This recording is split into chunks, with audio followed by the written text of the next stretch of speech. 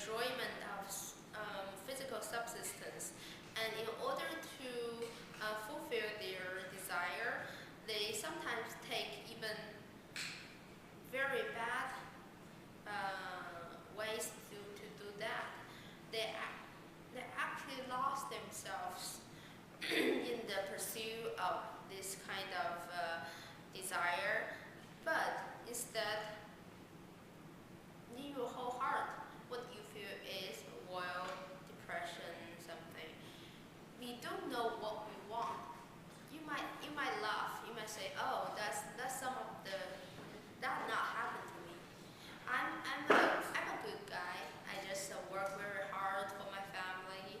I don't spend so much money, but why I don't feel happy?"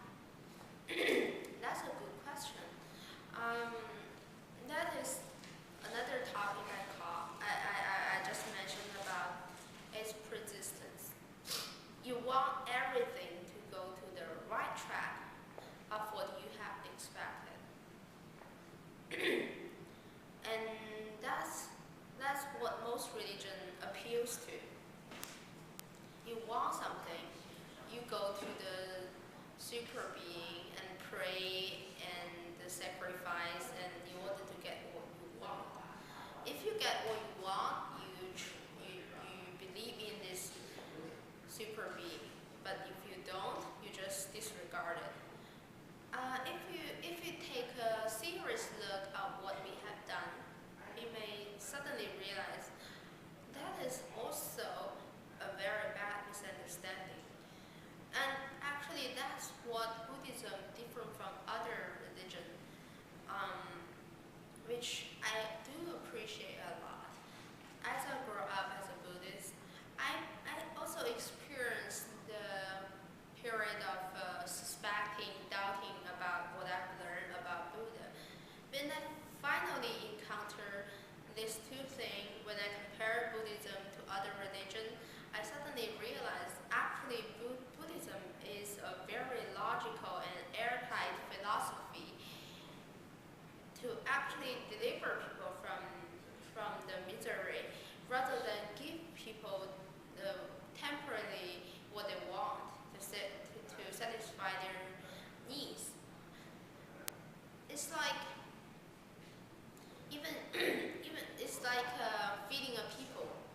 If you every time he got hungry, you give him a bread, and you never teach him how to actually make this bread, these people will not totally be self-dependent, right?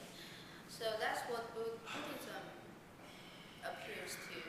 Buddhism says like people, the reason of our suffering is we don't understand the real substance, the real deep meaning of the physical world.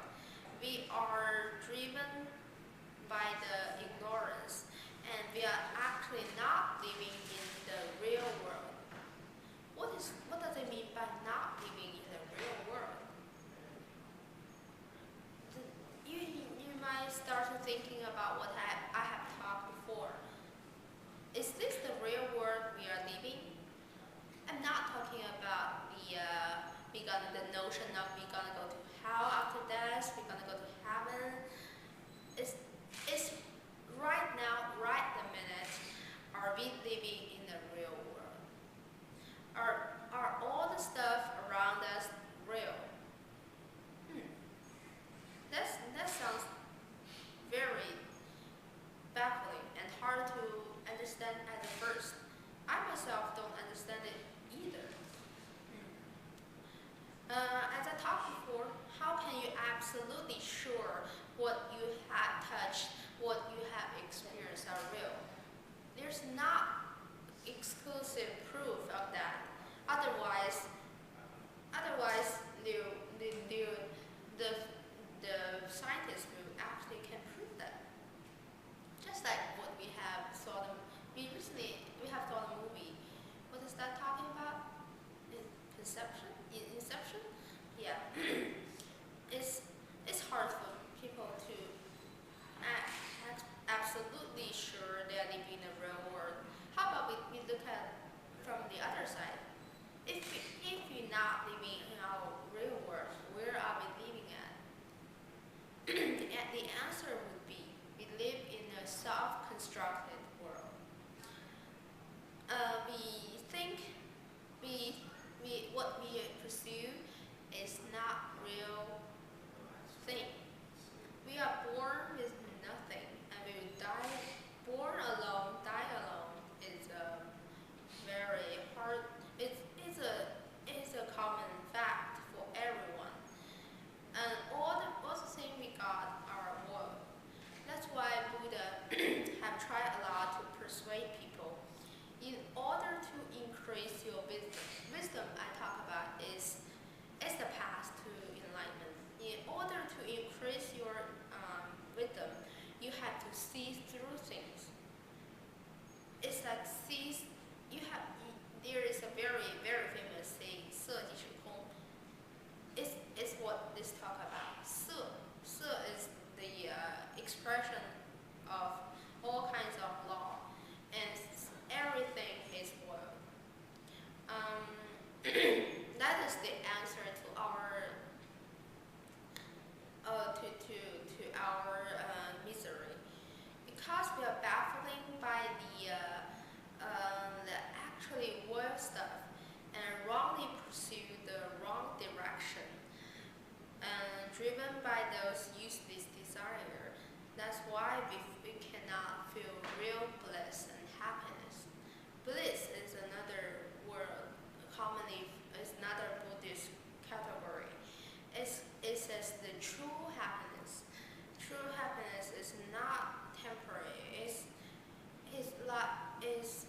left long, not left alone. It will extend after your death. You might say, why? What's the feeling of true bliss? I myself, and according to myself understanding, is understand your real heart. That's the thing you have only control of. Buddha in the 圆觉 Sutra answer to Wenshu Bodhisattva's question, first analyze and teaching the ignorance of living being, how this actually the ignorance of all living being is come from, and why the reason all the living being cannot be realized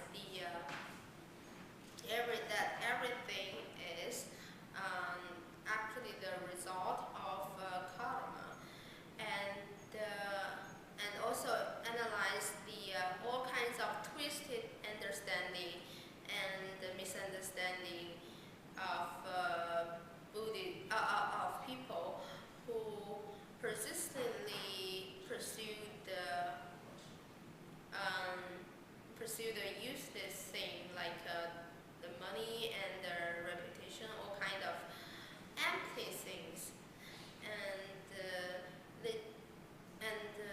result those kind of ignorance, which prevent people to get the true enlightenment. Buddhism, there is a true sadness which we have to face. Is 生老病死. 生 means birth, 老 means aging, 病 means illness,